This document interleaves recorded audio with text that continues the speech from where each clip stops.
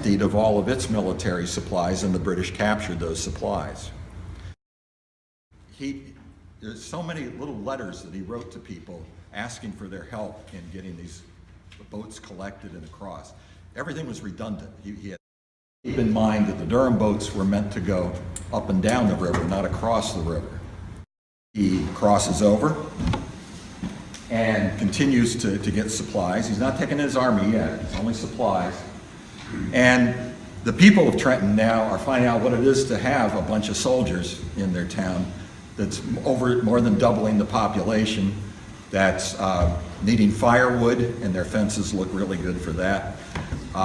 They need food for horses, they need food for themselves, and of course all the military food is being taken across the river. So, you know, the town is already getting ripped up a little bit, just by soldiers who are not plundering them as such, but just needing to survive themselves. The supplies are just not going to be equal for both. The situation this army was in when I wrote you last must naturally alarm your fears. The enemy have since pressed us very hard from place to place, who have not been involved in the war so far, who are coming to join us at Trenton, that are reinforcing us at Trenton. And he says, quote again, "In a day or two, I hope to advance upon the enemy and drive them back as fast as they drove us. We are making every disposition to advance upon the enemy, and by tomorrow, I hope the general," meaning Washington, "will issue his orders to move forward." More militia were arriving. He had left some troops in Princeton to kind of be a rear guard and a kind of a communication system, let him know when the British were coming. And he learns now on the road, as he's going up towards Maidenhead, towards Lawrenceville, that the British are coming. They've left Princeton. They're heading for Trenton.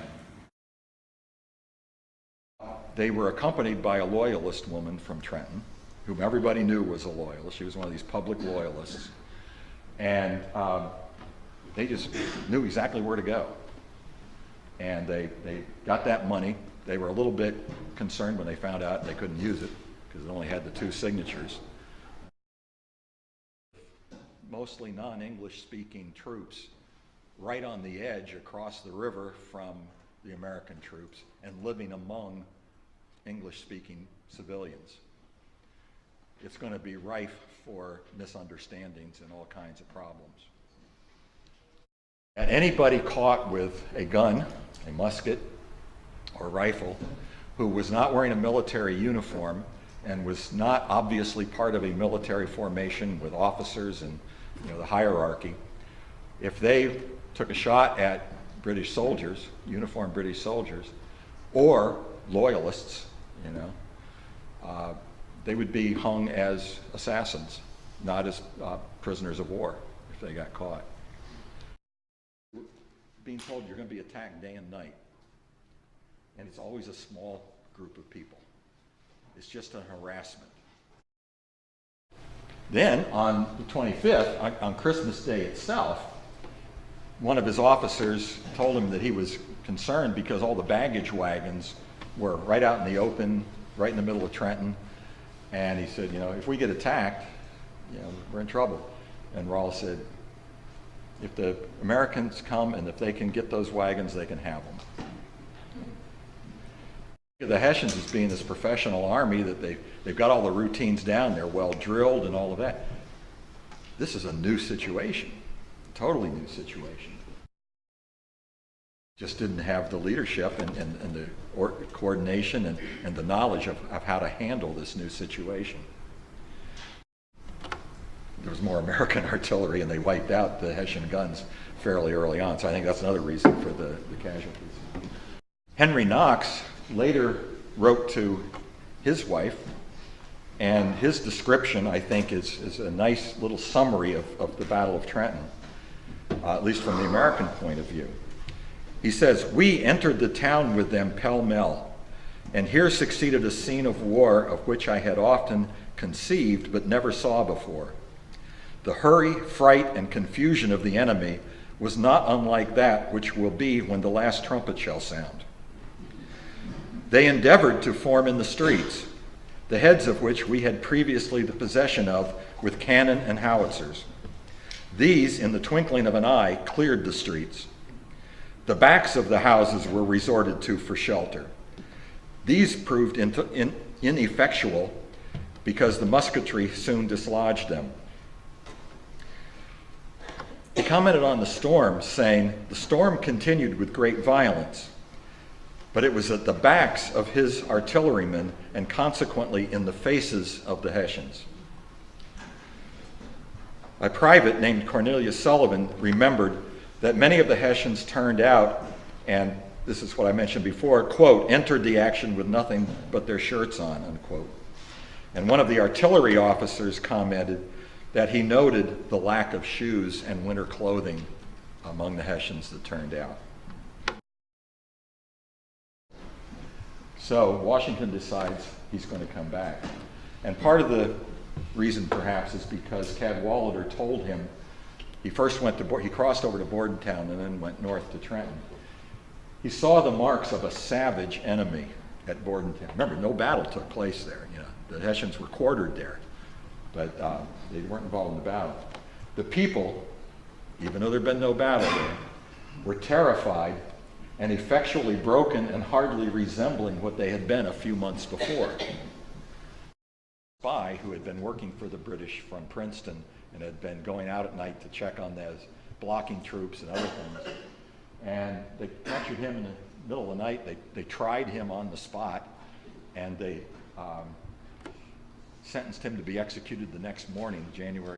They just pour through Trenton with the British hot on their heels, and they cross the Assunpink Creek Bridge by the mill. The British follow along. They completely absorb the town of Trenton. They get to the Assunpink Creek Bridge, and now they're in trouble because all that artillery and all the concentrated gunfire from rifles and muskets, and I do emphasize rifles and muskets because it definitely was both. Everything's pinpointed right on that bridge. The British are taking huge casualties here. We entered the town with them pell-mell, and here succeeded a scene of war of which I had often conceived but never saw before.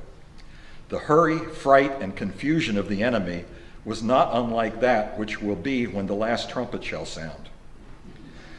They endeavored to form in the streets, the heads of which we had previously the possession of with cannon and howitzers. These, in the twinkling of an eye, cleared the streets. The backs of the houses were resorted to for shelter.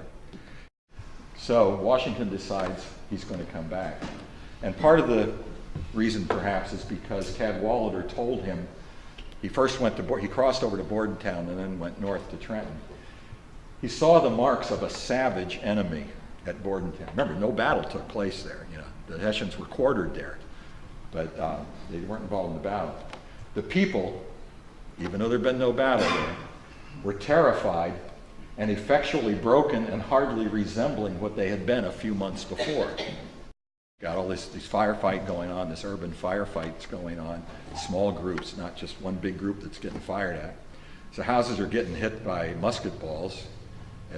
Some of the enlistments were up on the 31st, some were up on the 1st. A spy who had been working for the British from Princeton and had been going out at night to check on those blocking troops and other things. And they captured him in the middle of the night. They tried him on the spot, and they sentenced him to be executed the next morning, January 2nd at 10 o'clock. Okay. Keep that in mind. Other things were going on at 10 o'clock.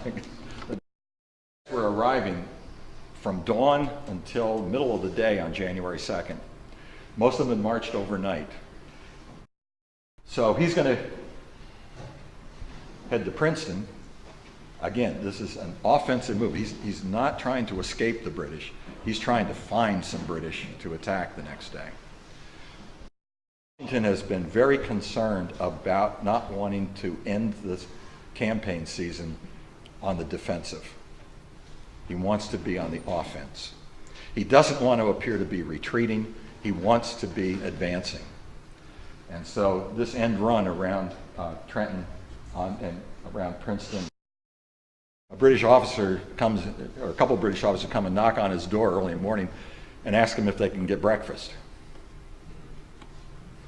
And yeah, he said, okay. So they're sitting there talking, and all of a sudden they hear cannon fire from Princeton direction. And these officers, what's going on here? You know, they bail out, and you know, pretty soon the whole army is leaving and heading up Route 206 to Princeton. He that hath not seen it can have no idea of it.